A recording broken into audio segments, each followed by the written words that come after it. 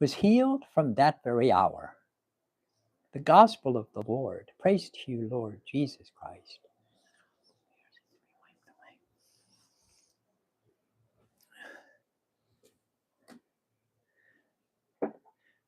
What amazing and powerful, powerful readings today.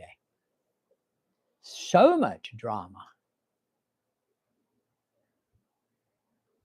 And it's all about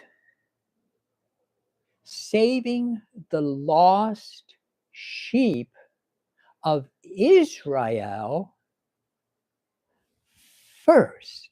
That was Jesus' entire mission to begin with. He came to his own people. That God the Father took generation after generation after generation to form into the very family that he would be born into in a stable in Bethlehem. And so he came for them first. And it was always his plan to go out to all the nations because everyone sinned with the disobedience of Adam. Every person who has ever lived and ever will live are all born into Adam's sin. And so he came that this can be reconciled and that there would be one grand and glorious feast in one house. And it was going to be like a wedding. In fact, it was going to be a wedding that at the end of time, the book of Revelation tells us it is going to come and marry his church. He's going to marry all of us who believe in him, beginning with his own people, the people of Israel. And so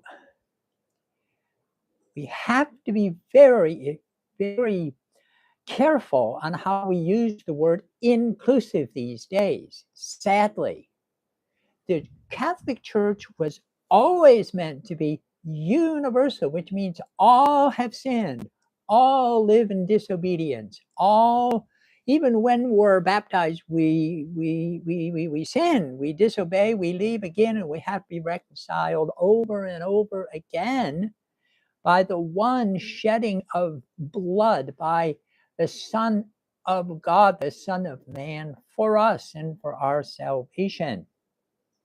So it applies to everybody. That's what we mean by inclusive. That's the only thing that we mean by inclusive. All are called to look at the way we live our lives day by day and to see whether it measures up to the order that God himself prescribed and launched us into.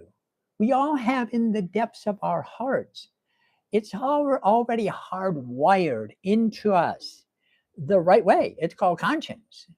And so as long as our conscience is rightly formed, and that's the duty of the teachings and preachings of the Catholic Church, to rightly form our consciences so that we all can finally end up where we desire to be, which is in a place where we are loved and will be loved forever. Isn't that our ultimate desire? And so the readings today, they all have this in common. It's the people of Israel first, and then everyone else is called to conversion of life. That is the only thing that inclusion means in regard to faith, any faith, the Catholic faith. And so Isaiah is already prophesying that any of the foreigners, then, those people who are not the part of the Israelites, but any of them who are following their consciences aright, who are joining themselves to us, to the Lord, to the people of Israel in spirit, and who are ministering to God, who are loving the name of the Lord, the same Lord, and becoming his servants, all who keep the Sabbath free from profanation and hold to my covenant. they will all be brought to the holy mountain, and there will be a joyful celebration in his house of prayer, where their offerings, the Gentile offerings, will be acceptable to God. And there, and that the house will be called one house of prayer for everybody. And so that's the way it was set up. And then I love this read. I had to read it a few times today. The second reading from Romans is on the exact same point. Brothers and sisters, I'm speaking to you Gentiles. This is beautiful, inasmuch as I'm the apostle to the Gentiles. Yeah, that's when Jesus sent me to you. I glory in my ministry to you in order to make my race jealous. Now, what the heck is he talking about there? It means that so many of his own people rejected him, the scribes and the Pharisees, with whom he gets into some fierce debates.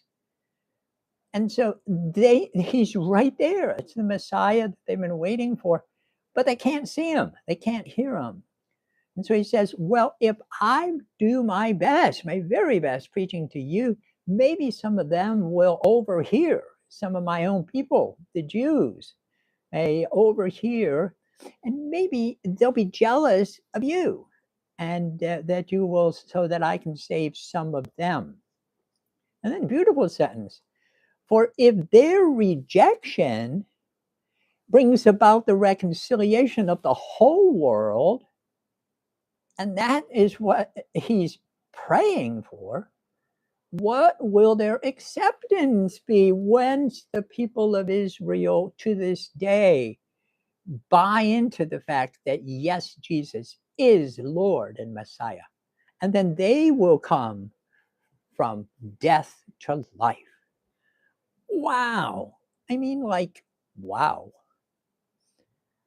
And then, of course, in the gospel passage, that same exact theme is carried out, because it's the Canaanite woman. It's one of the Gentiles, one of the peoples that are not, that kind of stand out and away from the people of Israel, Jesus' own people. So a Canaanite woman says, have pity on me, Lord, son of David. He acknowledges that he is the son of David. And she says, my daughter's tormented by a demon. But then it's not that Jesus is playing games here. It's that he's trying to tie this whole thing together. So there's this kind of strange looking event that happens. Jesus didn't say anything to her. And he's not being mean. Jesus can't be mean because that's a sin. So he didn't sin.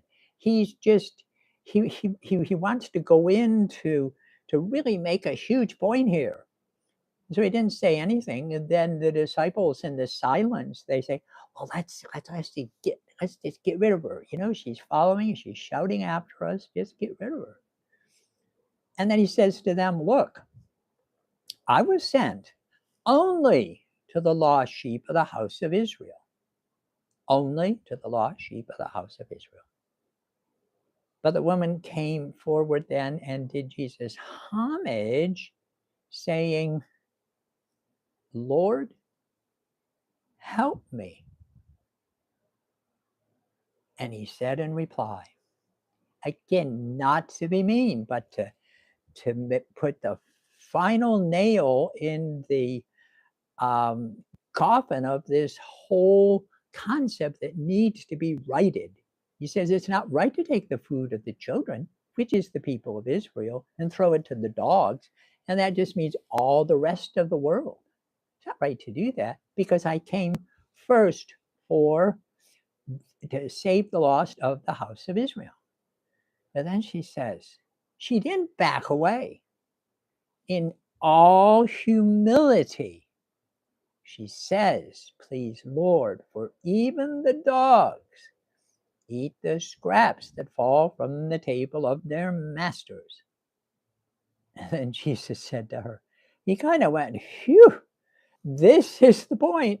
Listen to this. And this is not just for her ears, but it's for the ears of the Jewish people and all of us, the Gentile world. O woman, great is your faith. Let it be done for you as you wish. And the woman's daughter was healed from that very hour.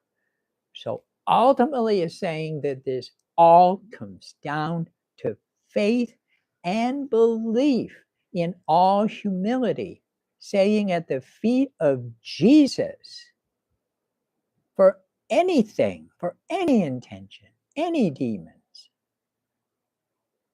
Lord,